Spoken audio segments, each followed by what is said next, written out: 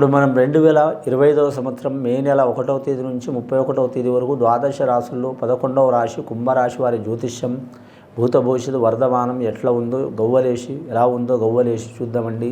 ఈ గవ్వల శాస్త్రాన్ని చింతామణి శాస్త్రం అంటారు, లకుట ప్రశ్న శాస్త్రం అంటారు. 9 గవ్వలు 3 సార్లు వేసి వాటిని లెక్కబెట్టి కౌంట్ చేసి వారి గోచార ఫలం భూత భవిష్యత్తు వర్ధమానం ఎలా ఉందో ఆరోగ్య యోగం, ఇంటి యోగం, ధనయోగం, రుణయోగం చూద్దామండి గవ్వల శాస్త్ర ప్రకారం.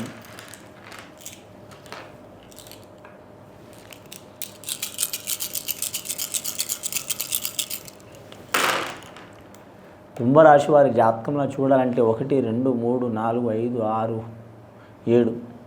7 గవ్వలు పడ్డాయండి. కుంభరాశి వారి జాతకానికి చూడాలంటే మాత్రం సప్త సముద్రాలు ఏదైనా సరే అనుకున్నది సాధించే అవకాశాలు ఉన్నాయండి. ఈ రాశి వారికి చెప్పాలంటే మాత్రం 4 గవ్వలు పడితే రాహు మహారదశ జాతకం ఉండే కాబట్టి 7 గవ్వలు పడ్డాయండి. కేతు మహారదశ గవ్వలు పడ్డాయి.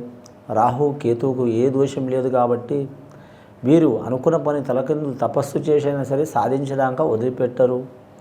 వీరు గ్రహాల్ని అలాగే నరదృష్టిని దయ్యం, భూతం, మంత్రం, తంత్రం, చెడుపు, చేతబడి ఎసుంటిది ఉన్నా సరే మాత్రం నెగ్గుకు వస్తారు. ఎందుకు వస్తారంటే ఈ రాశి వారి జాతకానికి విల్ పవర్ చాలా ఉంటుంది. విల్ పవర్ అంటే మాత్రం అనుకున్నది సాధించడాక వదిలిపెట్టరు. ముఖ్యంగా ఈ రాశి వారు అదృష్టాన్ని నమ్మటం కాదండి, వారి మనోధైర్యం కూడా చాలా ఉంటుంది. 10 మంది ఒక సైడ్ ఉంటే వీరు ఒక సైడ్ ఉండే అవకాశం ఉంటుంది.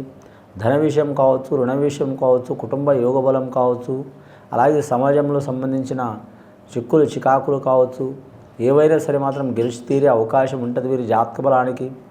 కానీ కుటుంబంలో మాత్రం ఒకరికి పోతే ఒకరికి ఆరోగ్యంలో మాత్రం ఇబ్బందులు ఉంటాయండి. ఒకరికి పోతే ఒకరికి చికాకులు చాలా ఉంటాయి. కారణం ఏంటంటే దీనికి నరఘోష ఎక్కువ అండి. నరఘోషకి మాత్రం ఎవ్వరు అతిథులు కారండి.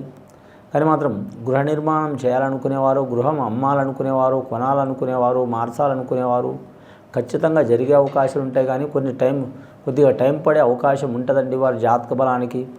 ఈ వైశాఖ పౌర్ణమి నుంచి పడితే మాత్రం వచ్చే జ్యేష్ఠ పౌర్ణమి వరకు గృహ నిర్మాణ విషయంలో కలిసి వచ్చే అవకాశాలు ఉంటాయి వీరి జాతక బలానికి.